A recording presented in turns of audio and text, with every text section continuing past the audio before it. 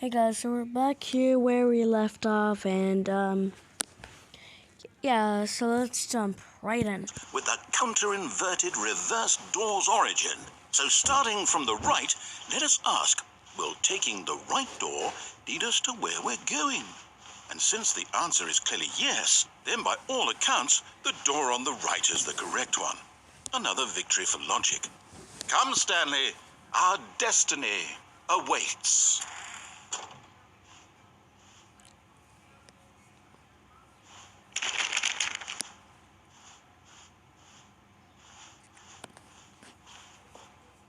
Oh, hold up, what's this? The confusion ending. You're telling me that's what this is? It's all one giant ending? And we're supposed to restart the game eight times? That's really how all this goes? It's all determined? So now, according to the schedule, I restart again. Then what? Am I just supposed to forget? Well, what if I don't want to forget? My mind goes blank simply because it's written here on this thing. Wall. Well, who consulted me? Why don't I get to decide? Why don't I get a say in all of this? Is it really? No, it can't be. I don't want it to be. I don't want the game to keep restarting. I don't want to forget what's going on. I don't want to be trapped like this. I won't restart the game. I won't do it. I won't do it. I won't do it. And the timer stopped? Does that mean, did we do it? Did we break the cycle? The, whatever it is that made this schedule? How would we even know?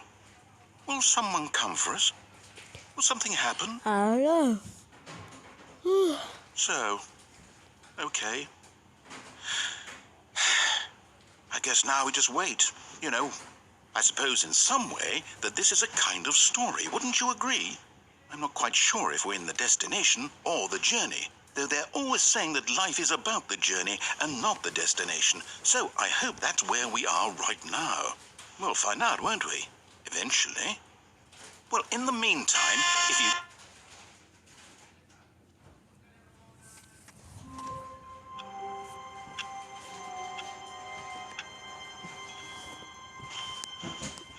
All of his co-workers were gone. What could it mean? Stanley decided to go to the meeting room. Perhaps he had simply missed a memo.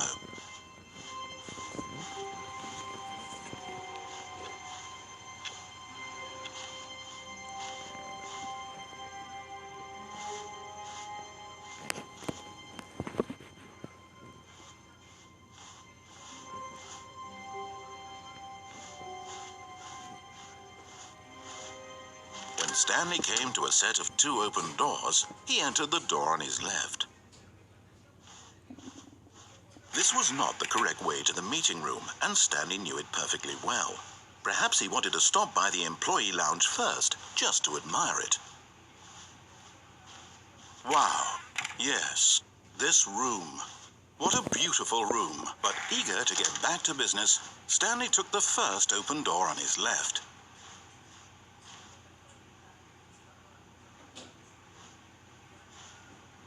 And so he detoured through the maintenance section, walked straight ahead to the opposite door, and got back on track.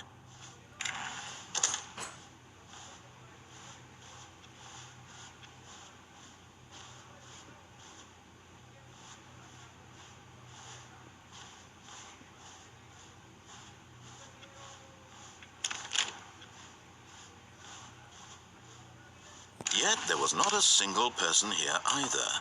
Feeling a wave of disbelief, Stanley decided to go up to his boss's office, hoping he might find an answer there. Oh, no, not again. I won't be part of this. I'm not going to encourage you. I'm not going to say anything at all. I'm just going to be patient and wait for you to finish whatever it is you enjoy doing so much in this room. Please, coming to a staircase, Stanley walked upstairs to his boss's office.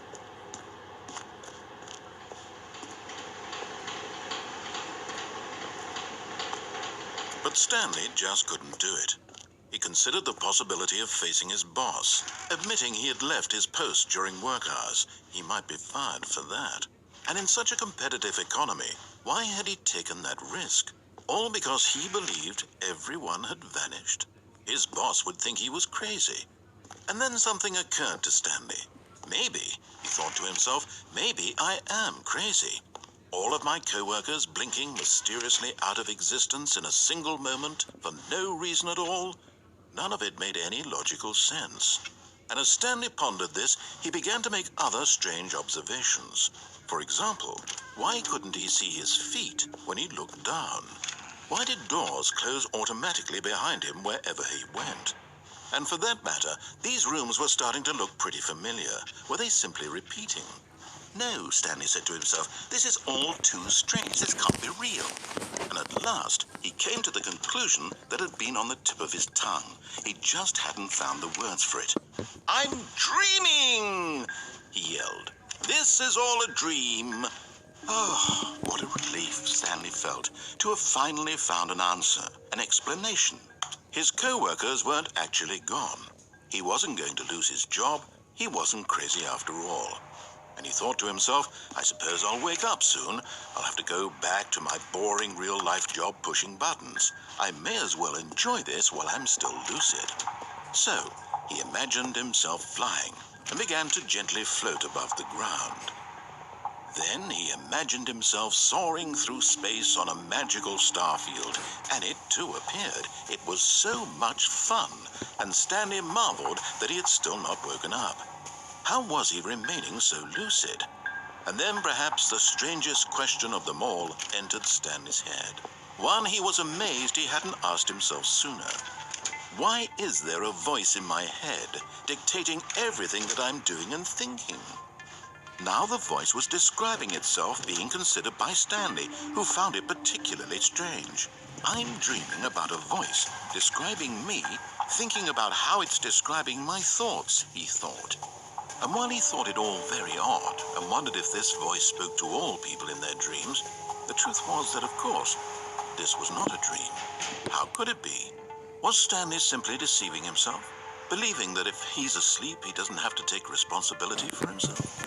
Stanley is as awake right now as he's ever been in his life. Now, hearing the voice speak these words was quite a shock to Stanley.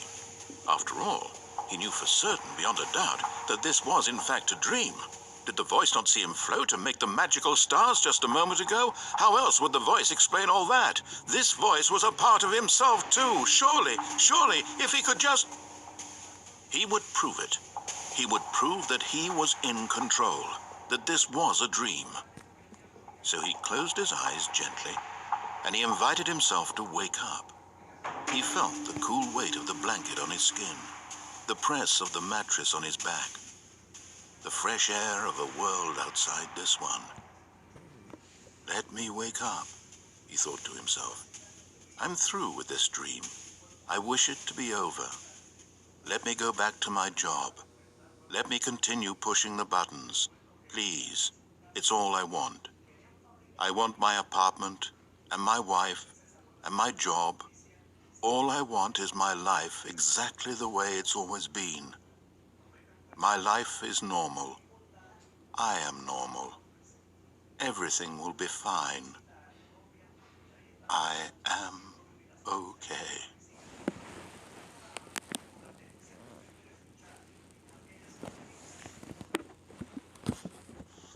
Stanley began screaming. Please, someone, wake me up. My name is Stanley.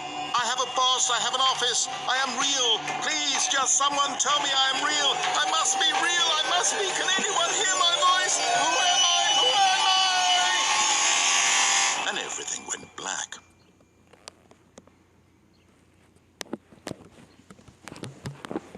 This is the story of a woman named Mariella. Real. Please, just someone tell me I am real. I must be real. I must be. Can anyone hear my voice? Who am I? Who am I? And everything went black. Alright guys, we're gonna stop it right there for today. See you guys in the next one.